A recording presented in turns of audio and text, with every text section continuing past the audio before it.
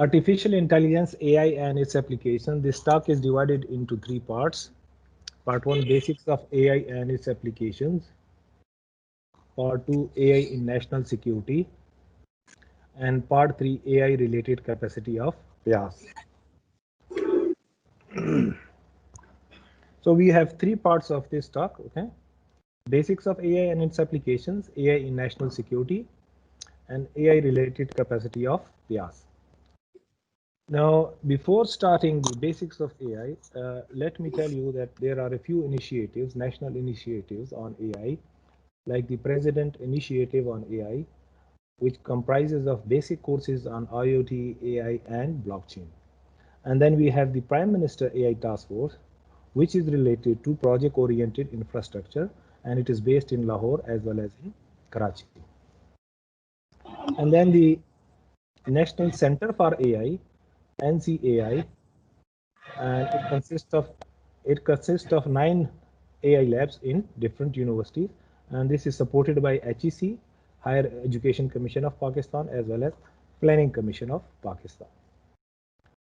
Okay, so we start with the part 1, basics of AI, artificial intelligence, machine learning, and then deep neural networks. So basically, AI is a broad field, artificial intelligence, then machine learning is a subpart of AI, and then deep neural networks, DNN, is a subpart of machine learning. So the chronology or timeline of AI, so in early 1950s, it started, the concept of AI came into existence, okay, and then in 1980s, machine learning begins to flourish, and in 2010, deep learning has a boom, okay, and through many of the breakthroughs that it received, okay. So very briefly, what is AI? The ability of a machine to perform cognitive functions associated with human mind.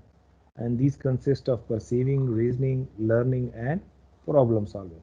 So this is a generic definition of AI, and there could be even more definitions of AI. Very briefly, what is machine learning? Machine learning provides computers with the ability to learn without being explicitly programmed. Okay? So in machine learning, typically we have two phases, training phase and testing phase. In the training phase, we give the labeled data to the machine learning algorithm, and that algorithm is turned into a trained model, and we call it a learned machine learning model. Once the model is learned, we give it the unseen data and we analyze its prediction. So this phase is called as the testing phase. Major types of machine learning: supervised learning, unsupervised learning, and reinforcement learning. In supervised learning, we usually give the labeled data, and then through these examples, the machine learning model is trained. In unsupervised, we give such examples which have no labels, okay, and there is no teacher to train, okay. So this is called unsupervised learning, and basically clustering is a type of unsupervised learning technique. Then we have reinforcement learning, which is based on reward strategy, okay, and this is useful for policy optimization, specifically in robotics, where an agent performs action, takes a step or action in the environment, we monitor the environment, and based on its step, we give it a reward, okay, and then the next state is predicted. ML application areas, there are largely 4 application areas of machine learning: classification task, then we have regression task, anomaly detection task, and clustering. In classification, it's very easy. We have, for example, an image or text, and we want to classify it in 2 classes or even in many classes. Then in regression, we simply regress the data. In clustering, we have the input data, and we want to cluster the input data into groups. And in anomaly detection, it basically learns the anomaly. It is able to detect the anomaly by learning the normal signal, okay, or the pattern of the normal signal. So whenever an anomaly comes, it is going to alarm us. Now, just to give you machine learning example, in this table, in the first column, we have the type of application. In the second column, we have the input for that application, and in the third column, the decision taken by the machine learning algorithm. So if we start with this application, like the target detection, okay, so the input is picture or image, and the decision to take is that, is this a target? The machine learning algorithm is going to tell us, is this a target? Then in wind power prediction, we have meteorological parameters such as temperature, humidity, wind speed, etc. And we want to know the expected power. In case of preventive maintenance, we have sensory data from hard disk, plane, engine, etc. And the ML algorithm is going to tell us, is it about to fail or not? Similarly, in self-driving cars, we have camera and other sensors, and collision avoidance and path planning is performed. Now, for small scale problems, we say trivial machine learning algorithms are fine. But when we talk about complex problems demand higher level of learning. And for that, we need to use deep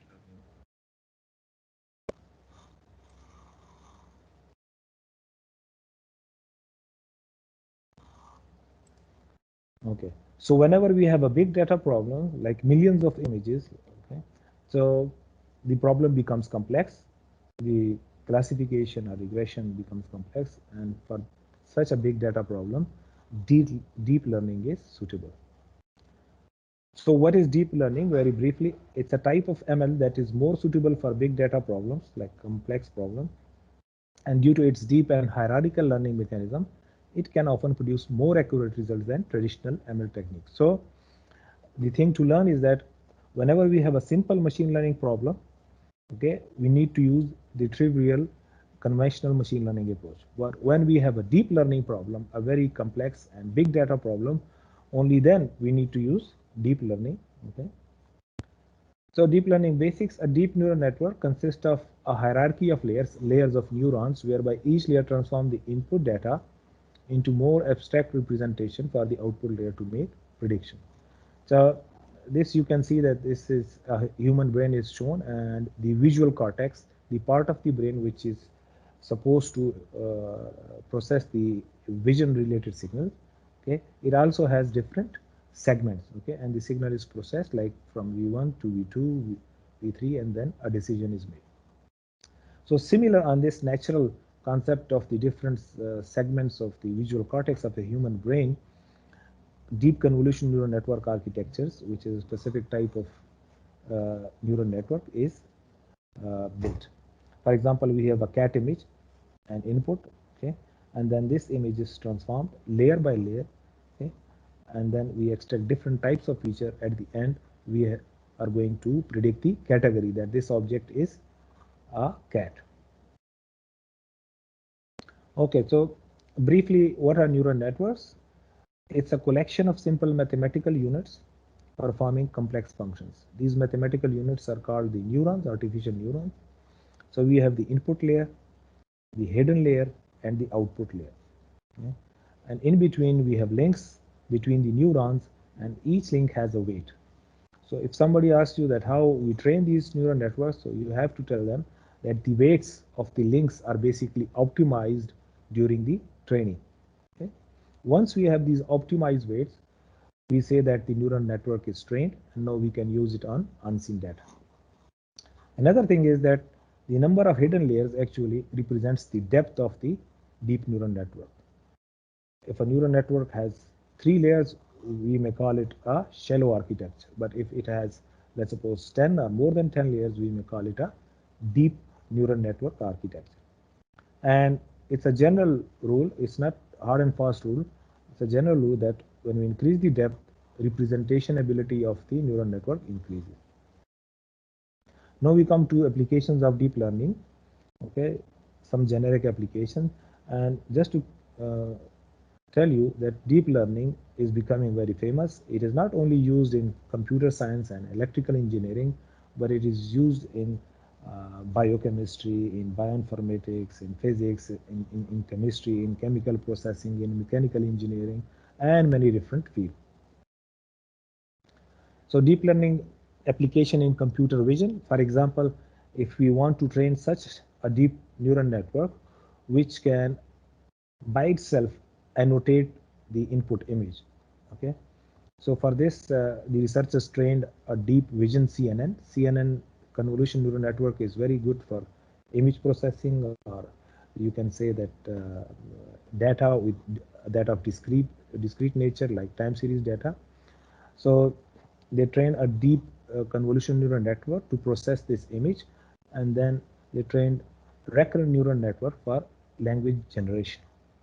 So these two are used in combination. Once these are used, so for example, they are given this image as a test image, and the network is asked to automatically learn this image, the content of this image, and then write whatever it has learned. So see, it says about this image, a group of people shopping at an outdoor market, and there are many vegetables at the fruit stand. So what it means that the network was able, it is as intelligent that it was able to not only pick the objects, the different objects in the image, the content of the image, but also it stated it in form of a text. Similarly, in this case, in this image, a close-up of a child holding a stuffed animal. Now, this text is uh, output of the neural network, not written by a human. So, another interesting application is Google's AI beats human player. So, Google's DeepMind beats human champion Lee Sedol in 2016 in the famous and very complex Go game, which is more difficult as compared to chess. And recently in 2019, Google AI beats top human players at strategy game StarCraft 2. Another application, AI controlled solar oven. So as you can see from the image that there are many different solar panels, and they have to be focused as the sun moves, they have to be focused. So each might be rotated a little differently. So if we have 100 or 1000 of such panels, so we need an intelligent control algorithm which can simultaneously rotate these so that the focus is not lost. So AI is used to synchronize a field of mirrors and thus focuses sunlight to generate extreme heat about 1000 degrees centigrade. Similarly, machine learning has been used at CERN, High Energy Physics Institute. So here high energy physics researchers have been using ML techniques since the 1990s. The Higgs ML challenge is a very important challenge, okay? And this was based on three types of events, like event selection, track reconstruction, and jet classification.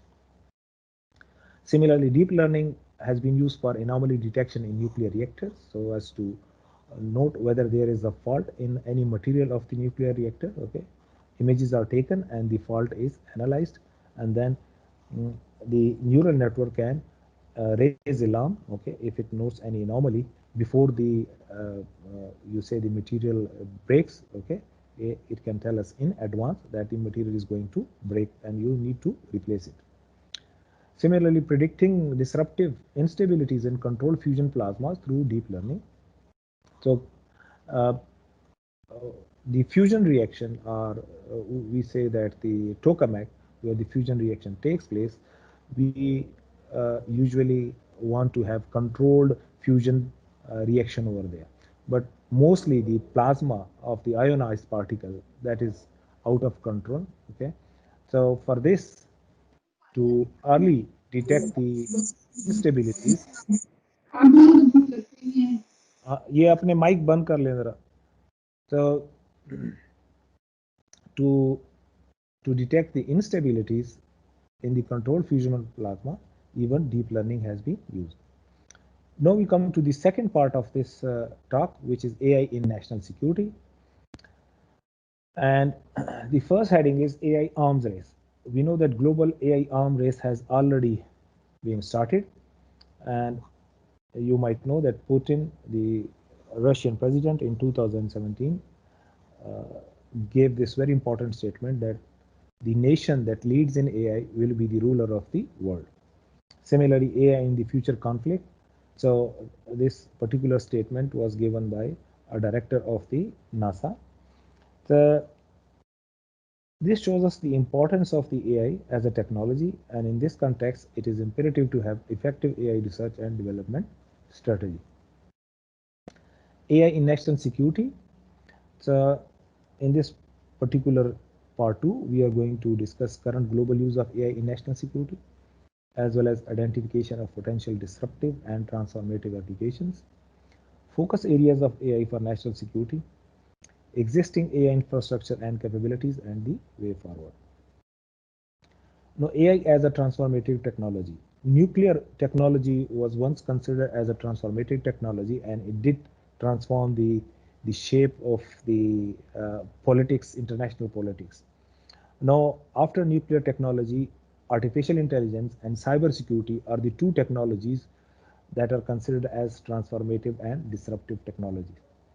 So transformative technology means that a technology that can transform the human world, okay, and we can take benefit out of this transformation for good things.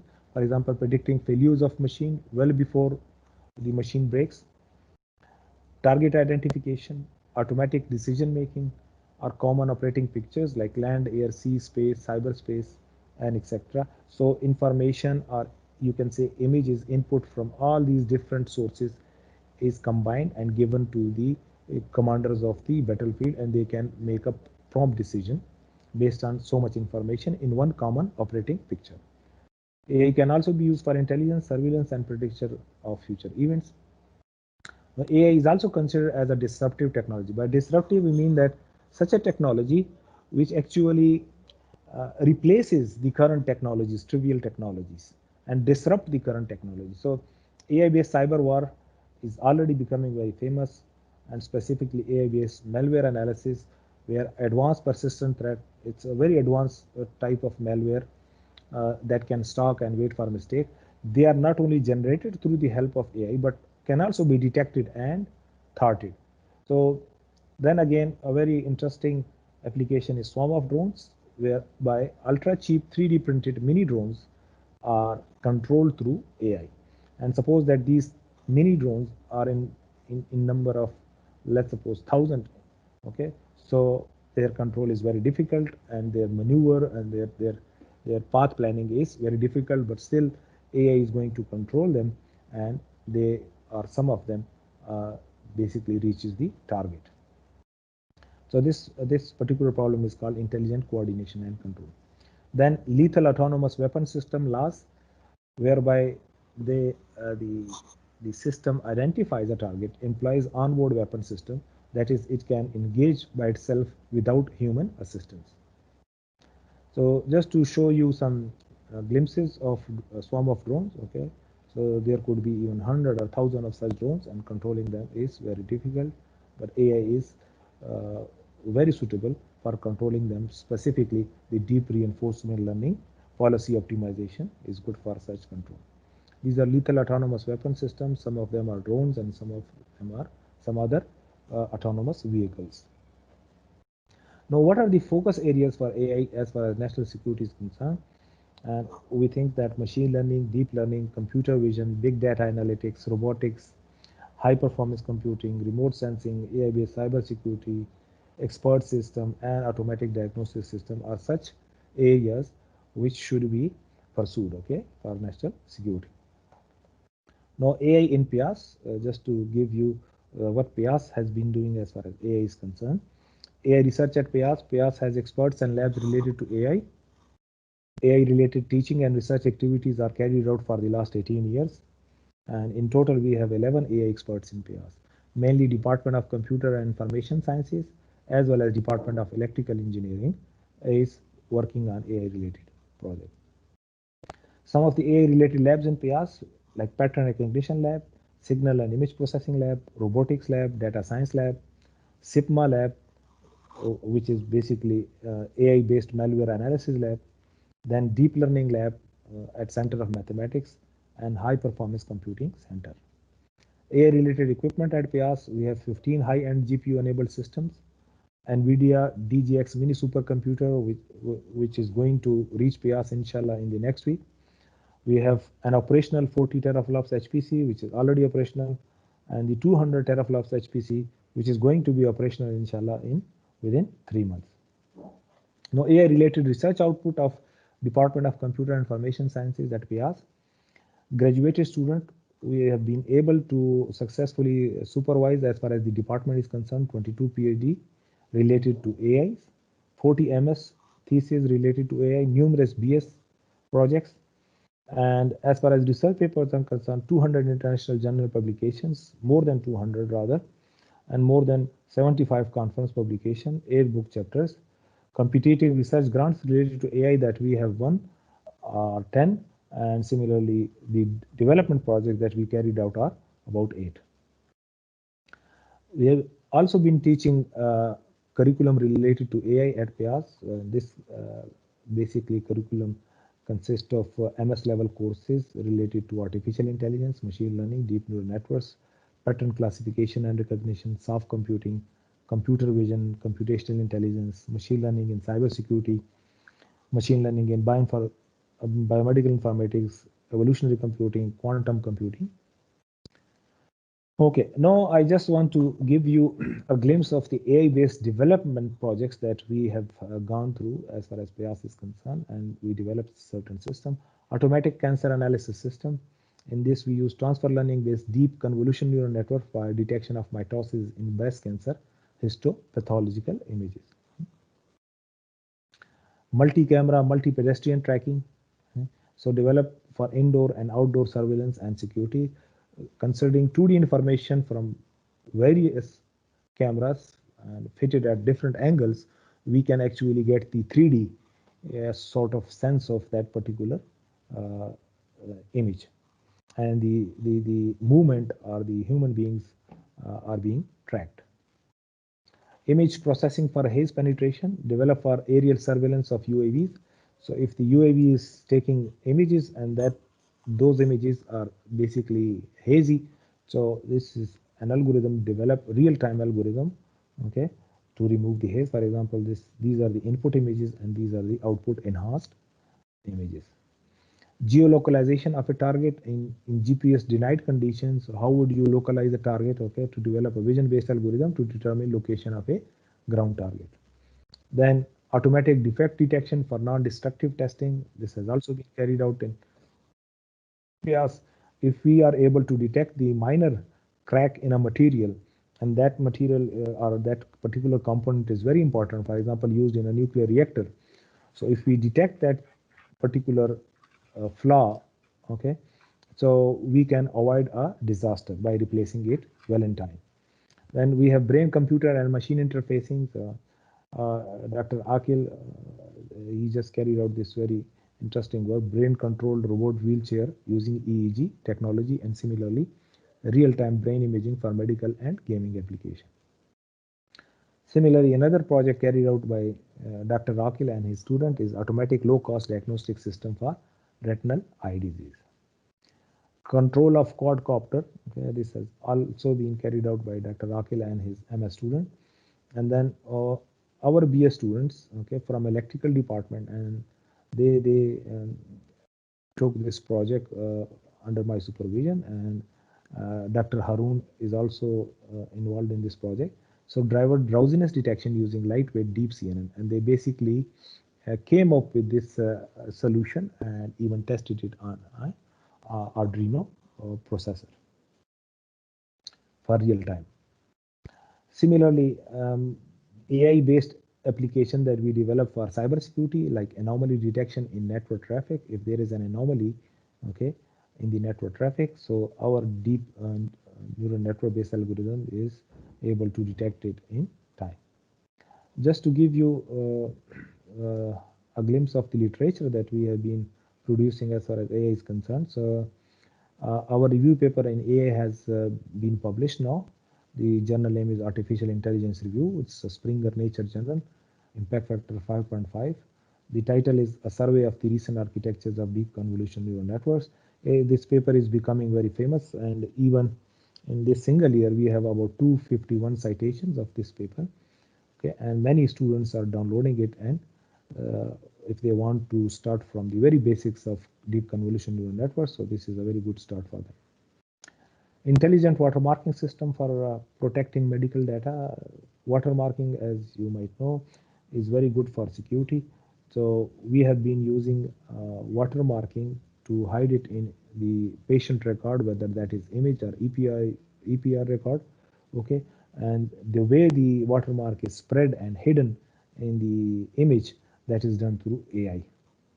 Then wind power prediction, whereby we predict the power an hour before. Okay, so in case of wind power prediction, the wind farms, they do not give uh, a smooth power, okay, because of the fluctuations in the atmosphere and in the air. Okay, so the power is basically fluctuating. So for that, what they do, they use the supplementary power. Okay, but if we know half an hour or an hour before that what the power, the output is going to be, so we can very efficiently provide the some supplementary power, and thus give a smooth power to the national grid. Okay, so for that, an hour before prediction of power is very useful. So how do we predict that power, wind power? Basically, wind speed, wind direction, humidity, pressure, and other meteorological properties or features are given to the deep neural network, and it tells us that what's the power is going to be. Okay. Similarly, intelligent cascade control systems. This work has also been carried out at PIAS, and intelligent control of nonlinear motor by Dr. Rehan from PIAS. Now, we have been able to, thanks to rector, pro-rector, and members, we have been able to establish PIAS AI Center. Okay, and this PIAS AI Center, known as PAC, has three main pillars. It has to perform AI training of the students or other nominees. Okay, then it has to have an AI research, and then it also has HPC, the high power computing. Okay. So with this, thanks, and I would also like to have question maybe at the end, because two of my PhD